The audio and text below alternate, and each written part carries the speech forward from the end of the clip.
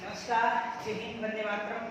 मैं आपका अपना हितेश जी परमार फिर से स्वागत करते हैं मेरे प्यारे से चैनल हितेश जी परमार। चलिए, तो 11th का अपने सेल चैप्टर चल रहा था, बिल्कुल 3 लेक्चर हो चुके थे।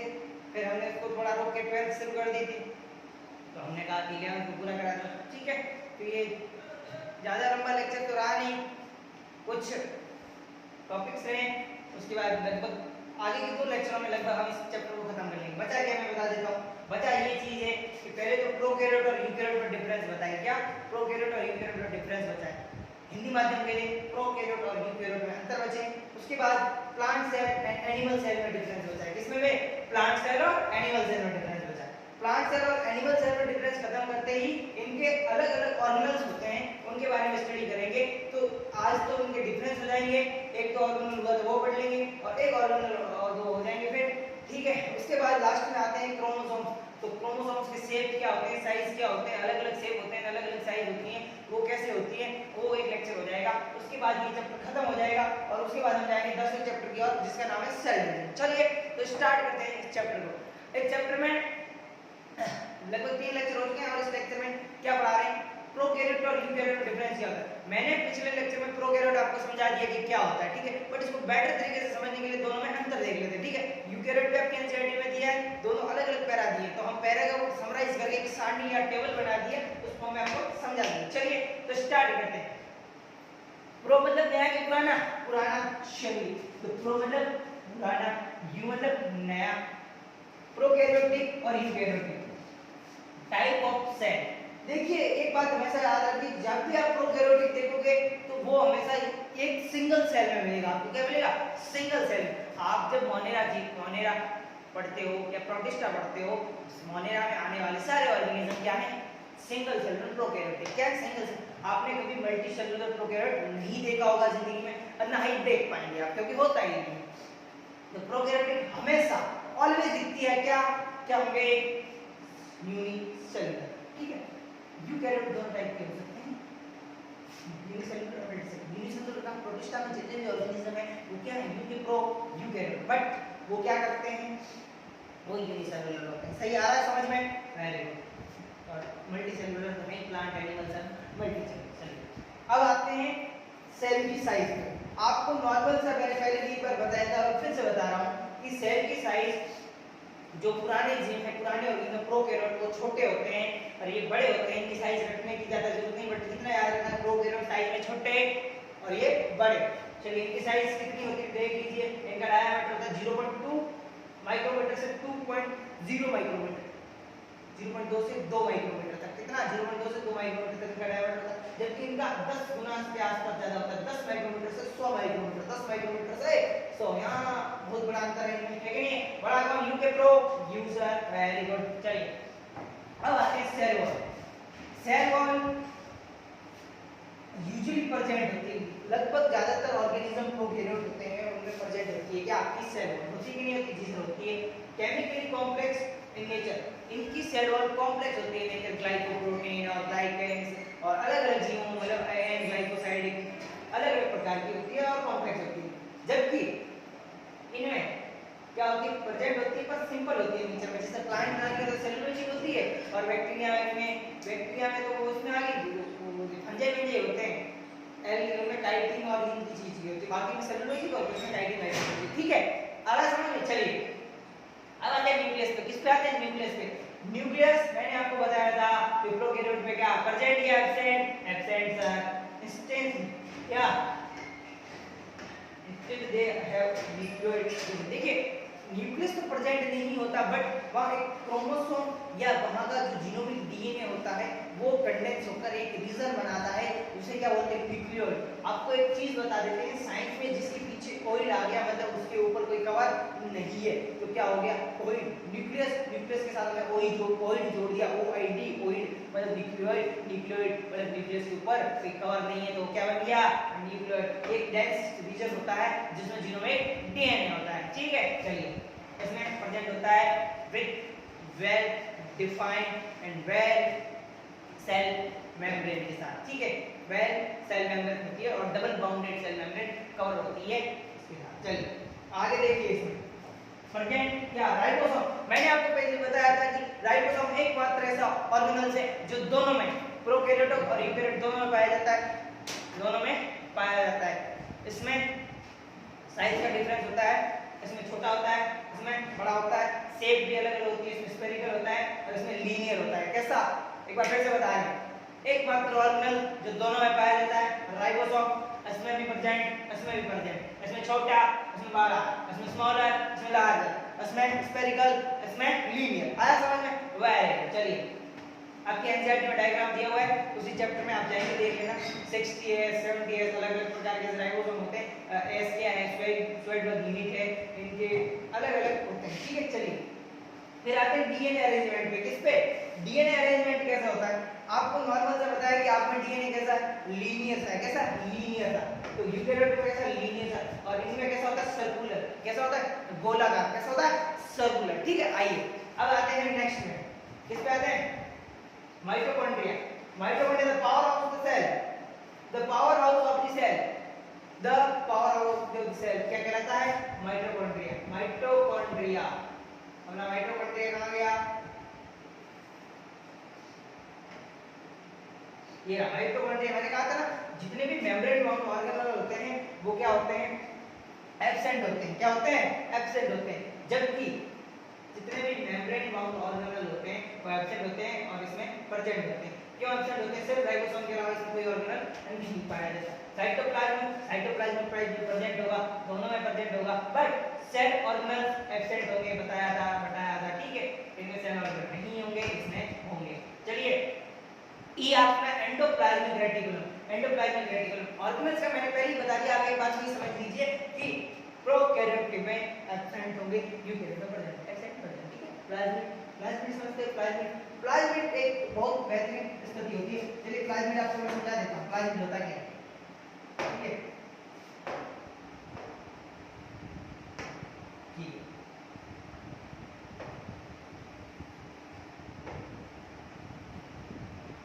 देखिए एक जो डीएनए होता है, मैन डीएनए के अलावा इसमें प्रोकैरियोट्स में, किसमें?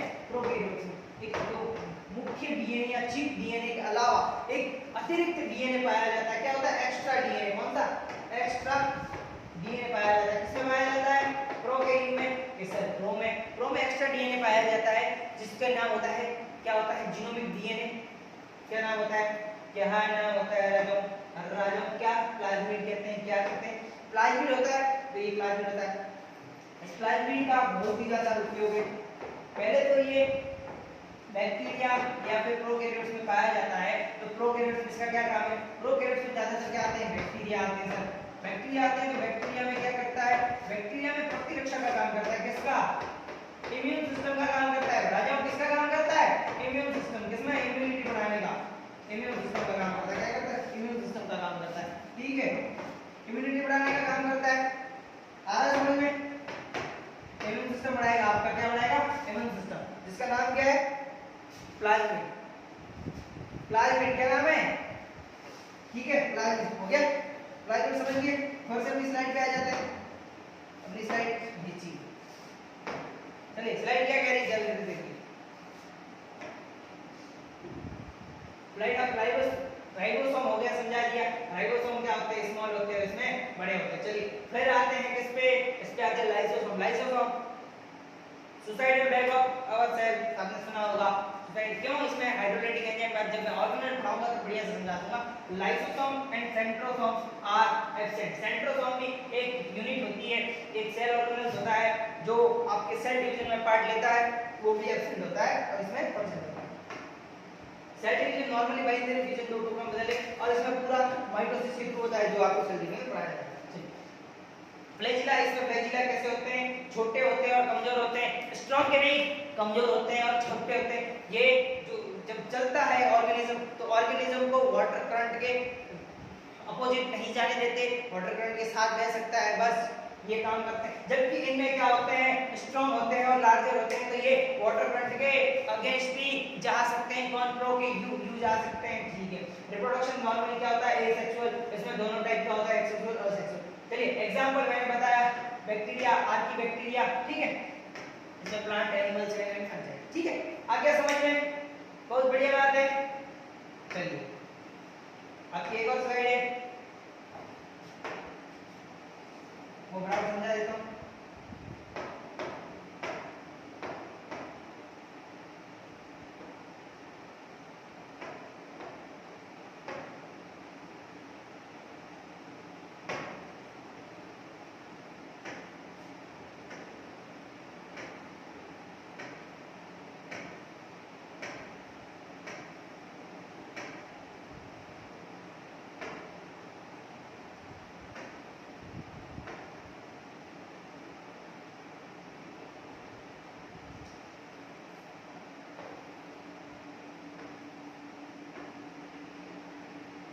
ठीक है, अब आते हैं डिफरेंस में, किसमें? प्लांट सेल और एनिमल सेल में। चलिए तो एनिमल सेल और प्लांट सेल में डिफरेंस प्रोकैरियोट यूकैरियोट में बता दिया।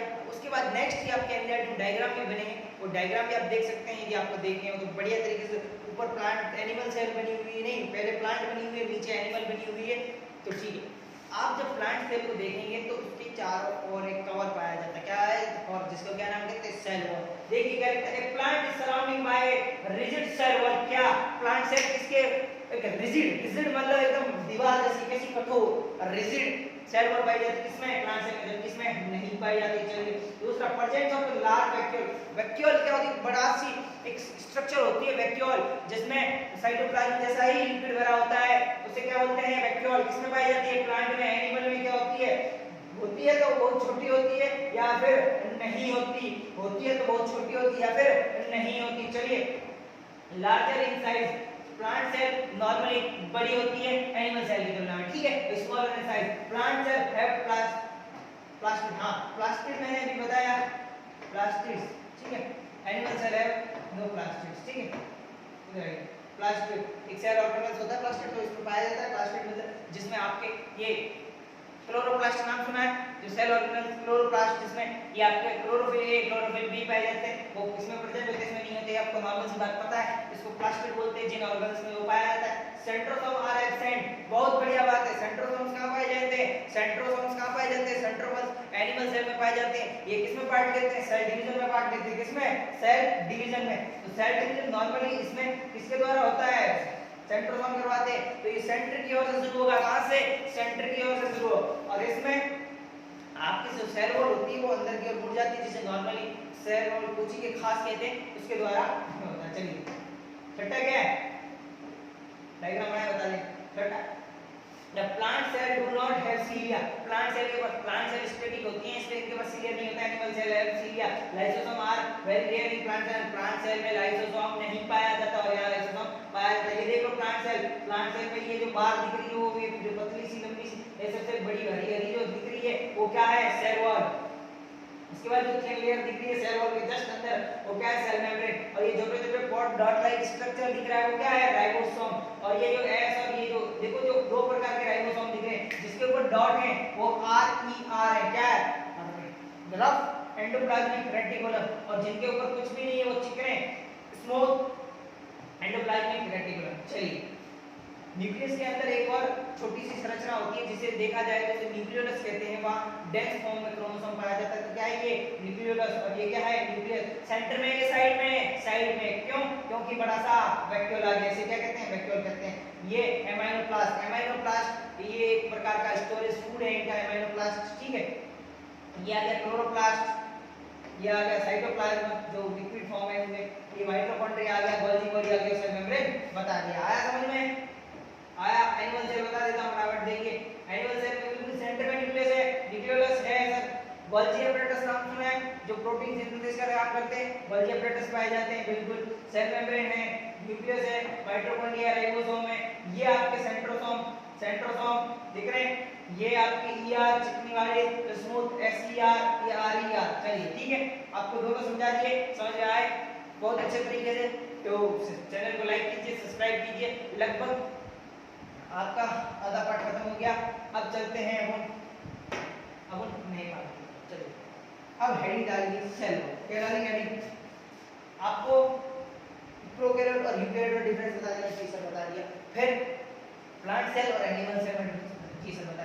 अब कुछ ऑर्गेनल्स दो तीन बता देता हूँ आज जितने होते हैं, फिर नेक्स्ट लेक्चर में कुछ और बचेंगे और उसके बाद एक और लेक्चर, मतलब आगे के 2 लेक्चरों में ये चैप्टर खत्म हो जाएगा।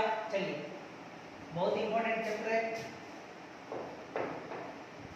हेडिंग क्या डालनी है? हेडिंग क्या डालनी है? Cell wall. चलिए, डाल दी। चलिए, सेल वॉल। सेल वॉल के बारे में थोड़ा सा आपको बता देते हैं। पहली बात तो ये सब किसमें पाई जाएगी? Present only in plant cell. किसमें प्रेजेंट होगी? Present only in plant cell. किसमें प्रेजेंट है? प्रेजेंट ओनली, नहीं ओनली नहीं लिख सकते, ओनली नहीं लिख सकते, present in plant cell. Plant cell, इसके बाद प्लांट सेल में होगी, फंजाई में होगी, फंजाई, और किसमें होती है? और बैक्टीरिया में होगी। किसमें होगी? बैक्टीरिया। चलिए, अलग अलग ऑर्गेनिज्म में अलग अलग प्रकार की सेल होती है। जैसे प्लांट है, तो प्लांट में नॉर्मली जो सेल पाई जाती है उसको बोलते हैं ट्रू सेल। क्या बोलते हैं? ट्रू। क्या बोलते हैं? ट्रू बोलते हैं। क्यों बोलते हैं ट्रू? क्योंकि उसमें जो पाई जाती है, उसमें जो सेल पाई जाती है या फिर जिसमें सेल वॉल पाई जाती है वो सेलुलोजिक सेल वॉल क्या होती है? किसकी? सेलुलोज की बनी। किसकी बनी होती है?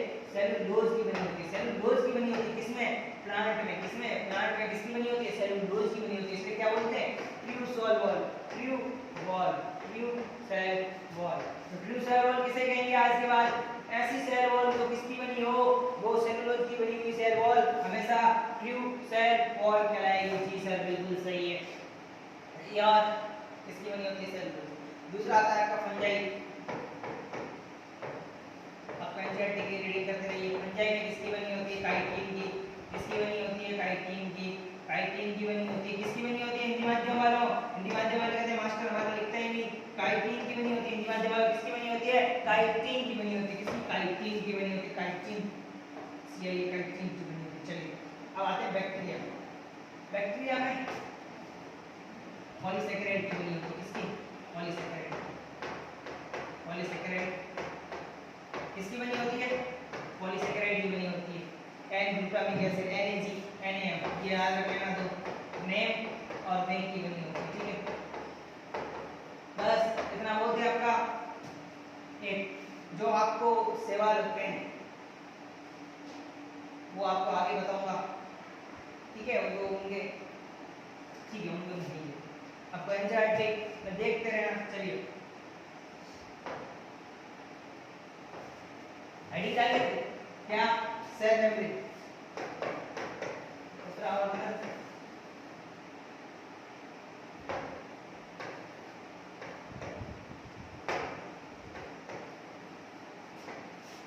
Cell membrane.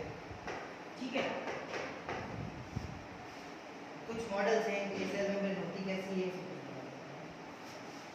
सेल मेम्ब्रेन का क्या काम होता है? सेल मेम्ब्रेन का काम होता है सेल को कवर करना। ठीक, ये सेमी लिक्विड या सेमी सॉलिड होती है। क्या होती है? सेमी सॉलिड होती है। तो पहला पॉइंट लिखिए, क्या होती है? सेमी सॉलिड होती है। सेमी सॉलिड, बढ़िया सर। कैसी होती है? सेमी सॉलिड होती है।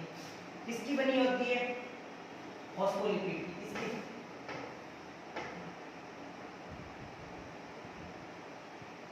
लिपिड की। किसकी? लिपिड की। और वो लिपिड कौन सा? फॉस्फोलिपिड। फॉस्फोलिपिड की क्या बनी होती? बाइलेयर। कैसी बनी होती? बाइलेयर। बाइलेयर बनी होती। कैसी बनी होती है? बाइलेयर। ठीक है, फॉस्फोलिपिड की बाइलेयर। बाइलेयर मतलब कैसी लेयर? लिपिड कौन सा? फॉस्फोलिपिड। कैसी? बाइलेयर। ठीक है, बाइलेयर होती है। इसमें कोलेस्ट्रॉल भी हो सकता है, कोलेस्ट्रॉल भी हो सकता है, प्रोटीन भी होता है। ठीक है, और शर्करा, सैकराइड। हिंदी अंग्रेजी में जब सैकराइड, ये हिंदी के लिए लिखा है। कोलेस्ट्रॉल तो होता ही होगा, प्रोटीन एंड शुगर ये पाई जाती है। ठीक है, ये अलग अलग मात्रा में पाई जाती है। जैसे नॉर्मल ह्यूमन की आरबीसी, ह्यूमन की आरबीसी आपकी एनसीईआरटी लिखती है कि ह्यूमन की आरबीसी में 52% की आरबीसी में, ह्यूमन की आरबीसी में, किसमें ह्यूमन की आरबीसी में। आरबीसी क्या होती है? रेड ब्लड सेल, जो आपका खून, आपका ब्लड चल रहा है वो क्या कहलाता है? RBC, red blood cell. इसमें 52% प्रोटीन पाया जाता है, प्रोटीन ज्यादा पाया जाता है, फैट कम पाई जाती है, दूसरा कम पाई जाती है। चलिए सर बहुत बढ़िया। अब ये होती कैसी है? ये होती कैसी है? ठीक है, ये होती कैसी है इस पे आते हैं। बताइए कि सर कैसी होती है? तो इस पे एक मॉडल है सैंडविच मॉडल। क्या नाम है? Sandwich model. अरे ये सैंडविच मॉडल, सैंडविच मॉडल क्या कहता है? सैंडविच मॉडल होती कैसी है? इसकी कैसी है? Sandwich model. ठीक है, sandwich model, sandwich model, sandwich model नहीं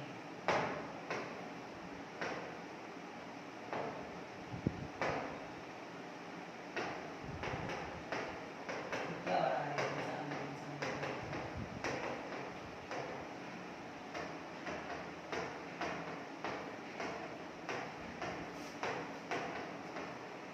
ठीक है, ये फॉस्फेट की क्लियर, ये दूसरी फॉस्फेट की क्लियर। ठीक है, तो एक दो लेयर हो गई फॉस्फेट बाइलेपेट। ठीक है, और ये एक सेमी फ्लूइड होता है या फिर सेमी सॉलिड होता है, ये मूवमेंट करता रहता है। इसके अंदर दूसरे पार्टिकल्स भी पाए जाते हैं और इन पार्टिकल्स का मूवमेंट इनकी लिक्विडिटी डिफाइन करेगा। जितना ज्यादा मूवमेंट होगा उतना लिक्विड पर ज्यादा होगा, उतने लिक्विड ज्यादा होंगे। ठीक है, और जितना ज्यादा लिक्विड होगा उतनी बेटर सेल मेम्ब्रेन कहलाएगी। इसके लिए ये आपस में कॉम्बिनेशन बढ़िया कर पाएगी, ये डिवाइड बहुत अच्छे तरीके से कर पाएगी। ये आपके एजेंडे में लिखा है। चलिए, तो सैंडविच मॉडल कैसे?